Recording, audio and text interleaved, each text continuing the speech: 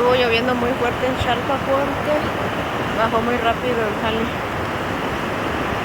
Aquí llovió un poquito nada más, pero creo que allá llovió muy fuerte porque sí es mucha agua.